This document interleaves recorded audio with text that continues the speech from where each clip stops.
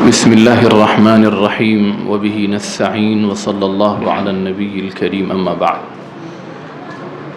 فأعوذ بالله من الشيطان الرجيم بسم الله الرحمن الرحيم كونوا ربانيين بما كنتم تعلمون الكتاب وبما كنتم تدرسون وقال تعالى وليعلم الذين أوتوا العلم أنه الحق من ربك فيؤمنوا به فتخبت له قلوبهم وإن الله لهادي الذين آمنوا إلى صراط مستقيم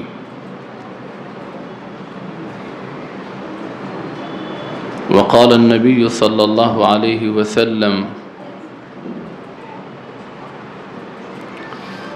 خيركم من تعلم القرآن وعلمه وقال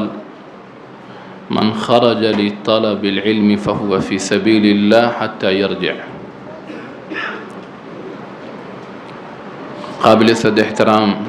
تمام علماء اکرام اور میرے عزیز اور پیارے چھوٹے بچوں اور پس پردہ اسکرین پر یا اس پروگرام کے تحت جہاں جہاں بھی مرد حضرات یا خواتین اپنی جگہوں سے یا پھر اس دارین سینٹر کے اندر سے سن رہی ہیں، سب بہت ہی قابل تعظیم اور قابل قدر ہیں۔ میں اس ادارے کے تمام ذمہ داروں کا شکر گزار ہوں کہ انہوں نے اپنی طرف سے مجھے یہاں بلانے کا فیصلہ کیا، اور میں انشاءاللہ کوشش کروں گا کہ کچھ ایسی اہم اور بنیادی باتیں آپ کے سامنے رکھوں جو پوری زندگی آپ کے مستقبل میں ہر وقت آپ کے لیے مشعل راہ کی حیثیت سے ہوں گی۔ بس کوشش یہ ہو کہ جتنی دیر گفتگو ہو آپ اپنے دل اور دماغ کے ساتھ یہیں موجود رہیں۔ اس وقت جو مختلف قسم کے حملے ہیں ان میں بنیادی طور پر 3 چیزیں دشمنان اسلام کے نشانے پر ہیں، کیونکہ امت کی پوری تاریخ اس بات کی گواہ ہے کہ جب اس امت میں یہ 3 چیزیں یا یہ کہیے کہ یہ 3 قسم کے جذبات کمزور پڑے ہیں، مدھم پڑے ہیں، وہیں امت زوال کا شکار ہوئی ہے، وہیں امت ذلت و پستی کا شکار ہوئی ہے، اور وہیں امت نے وہ زخم کھائے ہیں کہ جن زخموں کو برسوں تک بھرا نہیں جا چکا ہے، جن کا خون آج تک رس رہا ہے۔ اس وجہ سے ہر وقت ہماری نگاہ ان تینوں جذبات پر رہنی چاہیے، اور اگر یہ تینوں جذبات امت کے اندر پھر سے صحیح رخ پر آ گئے، جس کی کچھ علامتیں اس وقت ظاہر ہو رہی ہیں، تو پھر سے پلٹ کر وہ دور واپس آئے گا جو دور کبھی ہم اپنے کانوں سے، علماء کے بیانات سے، اور کبھی محققین اور ریسرچ اسکالرز کی تفصیلات اور ماضی کی تاریخ کی حیثیت سے ہم سنتے رہتے ہیں۔ جس دن سے یہ 3 جذبات یا تو کمزور ہوئے ہیں، یا پھر ان کو ختم کر دیا گیا ہے، یا پھر اس میں شکوک و شبہات اور ایسا کنفیوژن پیدا کر دیا گیا ہے کہ جو قوت، جو اندر سے اعتماد کی کیفیت ہونی چاہیے وہ ختم ہو گئی۔ ان میں سے سب سے پہلا جذبہ جو دشمنوں کے نشانے پر ہے وہ ہمارے اندر کا جذبہ ایمانی ہے۔ ایمان صرف الفاظ کے کچھ بول نہیں ہوتے ہیں، ایمان صرف کسی بات کا اپنی زبان سے کہہ دینا نہیں ہے، بلکہ ایمان ایک ایسا فکری نظام ہے جو انسانوں کے اندر وہ قوت پیدا کرتا ہے کہ دنیا کا کوئی ظاہری سہارا وہ قوت پیدا نہیں کر سکتا۔ جس وقت انسان کا تعلق عقیدے اور فکر کے اعتبار سے، کلمے کے اعتبار سے، لا الہ الا اللہ محمد الرسول اللہ کی صداقت اور سچائی کے اعتبار سے اپنے حقیقی خالق اور مالک سے جڑتا ہے، سب سے زیادہ انسان کے اندر طاقت اسی وقت پیدا ہوتی اور پھر وہ بڑی سے بڑی طاقت سے ٹکرا جاتا ہے۔ اس کی نگاہوں میں دنیا کی حکومتوں کی کوئی حیثیت نہیں ہوتی، کیونکہ اس کی پشت پر، اس کے نظریے کے پیچھے، اس کی فکر کے پیچھے، اس کی اسلامی سوچ کے پیچھے، اس کے عقیدے کے پیچھے، اس کے ایمان کے پیچھے اور اس کی شہادت کے پیچھے جو طاقت ہے، اس کے ذہن اور دماغ پر وہی طاقت غالب رہتی ہے۔ اور اگر یہ جذبہ کمزور ہوا یا نعوذ باللہ ختم ہو گیا یا پھر اس میں شکوک و شبہات پیدا کر دیے گئے، تو پھر امت کو تمام ظاہری سہاروں کے ہوتے ہوئے بھی کوئی بھی زوال سے اور ضعف سے، اس محلال سے بچا نہیں سکتا ہے۔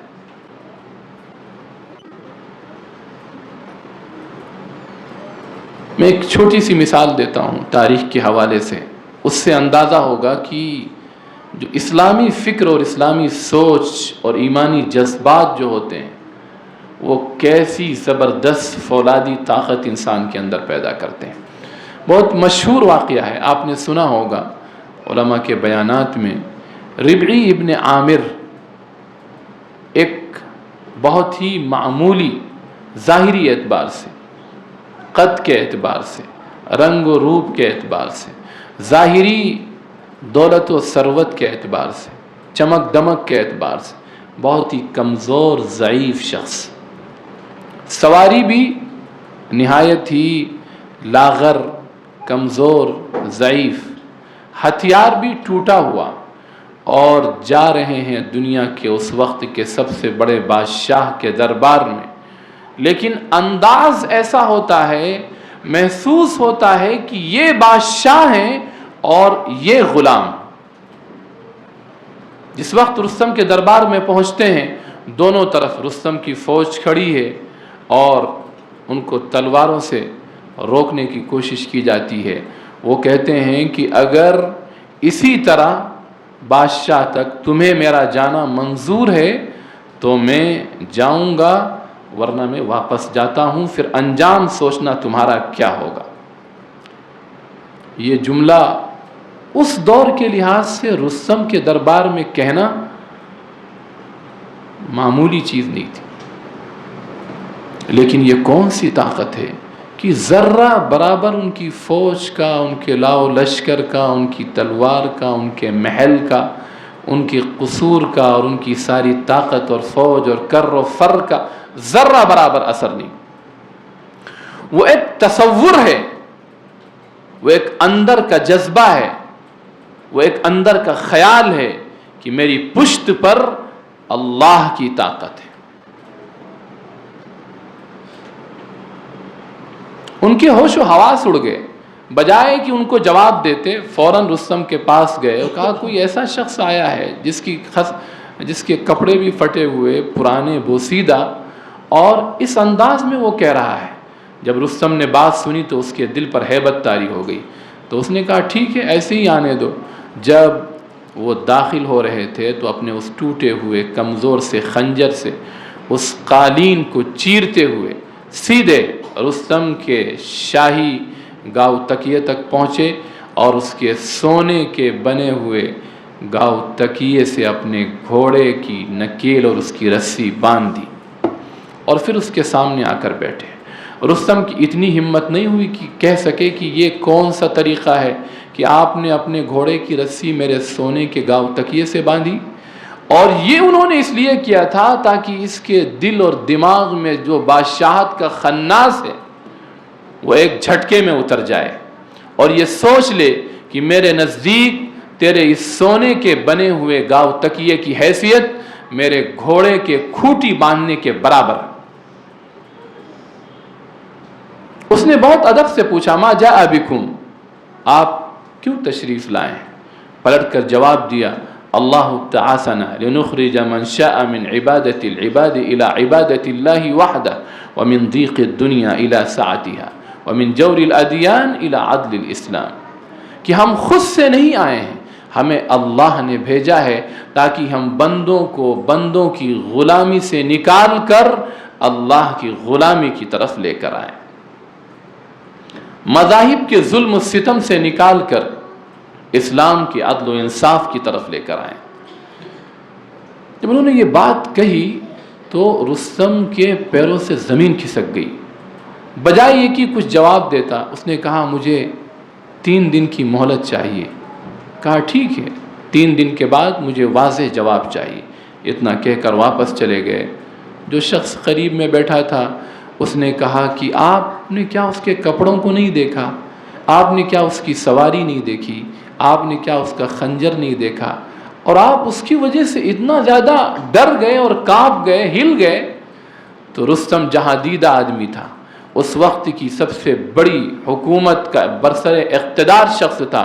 اس نے کہا کہ اے نادان، اس کے کپڑوں کی طرف مت دیکھ، اس کے اس کلام کی طرف دیکھ جو اس نے بات کہی ہے، کیسی اس کے اندر قوت و طاقت تھی۔ یہ کون سی طاقت ہے؟ یہ اس ایمانی تصور کی طاقت ہے جس سے آج بھی دنیا ویسے ہی کانپ رہی ہے جیسے ماضی میں کانپ رہی تھی۔ اس لیے سب سے زیادہ جو اٹیک ہے اس وقت، سب سے زیادہ جو حملہ ہے پوری دنیا کے باطل کا، وہ ہمارے عقیدے پر ہے، ہماری ایمانی فکر پر ہے، ایمانی سوچ پر ہے کہ کسی طرح ان کا ایمان، ان کا اسلامی نظریہ، ان کی اسلامی فکر، ان کا اسلامی عقیدہ کسی طرح ڈیمیج کر دیا جائے، کمزور کر دیا جائے، یا کم سے کم اس میں شک اور ایسے کنفیوژن ڈال دیے جائیں کہ ان کے اندر وہ قوت پیدا نہ ہو سکے۔ کیا آج دنیا نہیں دیکھ رہی ہے؟ آج نہیں دیکھ رہی دنیا۔ 2 سال پہلے رمضان کے اندر جس وقت اسرائیل اور فلسطین کی جنگ ہو رہی تھی، ایک چھوٹا سا ویڈیو بہت وائرل ہوا تھا، آپ نے بھی دیکھا ہوگا اگر یہاں تک پہنچا ہو۔ ایک چھوٹا سا 8 سال کا بچہ، اسرائیلی 3 فوجی اور اپنی گن مشین لیے ہوئے، کوئی اس کے سینے پر چڑھا ہوا، کوئی اس کے پیر پر چڑھا ہوا، اور دھمکی دی جا رہی تھی کہ تم اپنے اس ایمان سے ہٹ جاؤ۔ لیکن اللہ کی رحمتیں ہوں اس معصوم چھوٹے سے بچے پر، جب اس کی جان جاتی ہے اس سے پہلے بآواز بلند بہت زور سے وہ کہتا ہے اشہد ان لا الہ الا اللہ واشہد ان محمد رسول اللہ، یہ کہتا ہے اور اس کی روح پرواز ہو جاتی ہے۔ لیکن ان 3 اسرائیلی فوجیوں کی یہ ہمت نہ ہو سکی کہ اس بچے کے ایمان کو ٹس سے مس کر سکے۔ کون سی یہ طاقت ہے جس کے دل پر ذرہ برابر کسی فوج کا اثر نہیں ہے؟ یہ وہ نظریہ ہے، وہ سوچ ہے جسے ہم عام الفاظ میں کہہ کر گزر جاتے ہیں ایمان۔ یہ پہلا جذبہ ہے جس پر سارے باطل کی سب سے زیادہ نگاہیں۔ دوسری چیز جو باطل کی نگاہوں میں بہت زیادہ کھٹکتی ہے وہ جذبہ اطاعت رسول ہے، کہ اس قوم کے اندر، اس امت کے اندر اپنے نبی کی اطاعت کا جذبہ وہ نہ پیدا ہونے پائے جو کبھی ماضی میں رہا ہے۔ کیوں؟ معلوم ہے آپ کو اس کے پیچھے جو راز ہے۔ پوری دنیا کا نظام جو چل رہا ہے باطل کا، اگر اس میں سے صرف اطاعت رسول کے کانسیپٹ کو ختم کر دیا جائے تو پوری دنیا جو چاہتی ہے وہ بہت آسانی کے ساتھ کر گزرے۔ سب سے بڑی رکاوٹ پوری دنیا کے تمام نظام کے سامنے، اس کے بہت سے سیکشنز ہیں، بہت سے اس کے حصے ہیں، الگ الگ اس پر بات کی جائے تو بہت لمبا موضوع ہو جائے گا، لیکن پوری دنیا کا باطل صرف اور صرف اس وجہ سے پنپ رہا ہے کہ ابھی اطاعت رسول کی وہ شکل قائم نہیں ہو پا رہی ہے جو اس امت سے مطلوب ہے، اور انہیں یہ بھی پتا ہے کہ اس امت کے اندر اپنے نبی سے جو محبت ہے، پوری تاریخ انسانی نے کسی نبی کی کسی امت سے ایسی محبت بھی نہیں دیکھی ہے۔ محبت کا عالم یہ ہے کہ آج بھی اس گئے گزرے دور میں بارہا آپ واقعات دیکھتے ہیں، سنتے ہیں کہ جہاں حضور اکرم صلی اللہ علیہ وسلم کی شان اقدس میں کوئی توہین کی جاتی ہے، اس امت کا شرابی اور کبابی اور جواری اور محلے کا بالکل بگڑا ہوا شخص بھی اپنی جان کو لے کر سڑک کے اوپر آ جاتا ہے۔ تاریخ نے کبھی ایسی محبت نہیں دیکھی ہے کسی بھی نبی کے لیے۔ عجیب یہ اس امت کو جذبہ محبت یہ عجیب و غریب انداز میں دیا گیا ہے، اس کے بے شمار واقعات ہیں۔ اس جذبے کی وجہ سے، محبت کی وجہ سے ایک ڈر لگا ہوا ہے کہ کہیں یہ محبت اطاعت میں تبدیل نہ ہونے پائے۔ اس کی وجہ سے جتنا باطل کا نظام ہے، چاہے وہ سویلائزیشن کا ہو، چاہے وہ تمدن کا ہو، چاہے وہ کلچر کا ہو، چاہے وہ اسکولی نظام کے اندر ان چیزوں کے شامل کرنے کا ہو جو کلچرل پروگرام کے نام پر ان کو غلط طریقے سے غلط رخ دیا جاتا ہے، اس میں اصل جو نشانہ ہے وہ اس امت کے جذبہ اطاعت رسول کو ختم کرنا مقصود ہے۔ اور جس دن یہ امت اطاعت رسول کے اوپر آ گئی، آپ دیکھیں گے کہ باطل زمین پر ڈھیر ہوگا۔ ساری بڑی بڑی کمپنیز اور باطل کی بڑی بڑی انڈسٹریز وہ سب زمین پر دھڑام سے آ جائیں گے۔ سارا نظام صرف اس وجہ سے چل رہا ہے کہ امت کے اندر یہ جذبہ بہت کمزور ہوا، اتنا کمزور ہو گیا، اتنا کمزور ہو گیا کہ کبھی بھی آپ کسی مسجد کے اندر کھڑے ہو جائیں اور کھڑے ہونے کے بعد ایک ایک نمازی کو چیک کرنا شروع کر دیں تو اکثر نمازی وہ ملیں گے جو حضور اکرم صلی اللہ علیہ وسلم کی اطاعت سے، اطاعت صرف نماز میں ضروری نہیں ہے۔